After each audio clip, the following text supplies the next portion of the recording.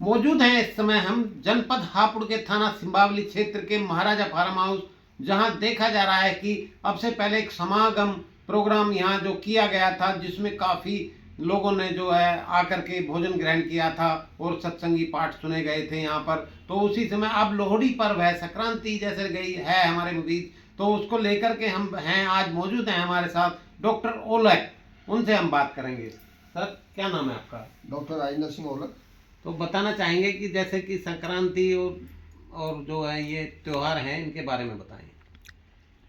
लोहड़ी पर्व जब अकबर बादशाह थे तो उनके समय में एक अब्दुल्ला भट्टी, लाहौर के पास में एक गांव था, भट्टी गांव के रहने वाले थे। उस समय एक ब्राह्मण गरीब परिवार था, उसकी 2 बेटियां थी, सुंदरी मुंदरी। उनको पैसे की ज़रूरत थी और वो वहाँ के नवाब के पास गए पैसे मांगने के लिए। उन्हें उस पर लालच आ गया। उन्होंने कहा कि मैं पहले अपने हरम में रखूँगा। वो सल्तनत के बागी अब्दुल्ला भट्टी के पास गए। ब्राह्मण जो थे उन्होंने जाके उनसे अपील की। उन्होंने कहा ये तो सल्तनत के बागी हैं, लेकिन फिर भी उन्होंने ये कहा आप लड़के ढूंढ लो और संक्रांत से एक दिन पहले बीच चौराहे पर अग्नि जला करके मैं उनकी शादी करूँगा। और दुल्ला भट्टी को आज तक भी याद किया जाता है, जैसे सुंदर मुंदर ये नहीं तेरा कौन सहारा, दुल्ला भट्टी वाला दुल्ले ने धी भी आई, शेर शक्कर पाए, इस तरह से गाते हैं। और इस घटना से ही तभी से पंजाबी जहाँ भी पूरी दुनिया में बसा हुआ है वो इस लोहड़ी पर्व को मनाता है। और इस लोहड़ी पर्व का सिख पंथ में कोई महत्व नहीं है, ये सभी पंजाबियों का त्यौहार है। और इस पर्व पर मकर संक्रांति से एक दिन पहले सभी अपने शुभ कार्यों को करने के लिए इकट्ठा होते हैं और लोहड़ी गाते हैं। तो इस पर्व पर क्या लोगों को संदेश देना चाहेंगे?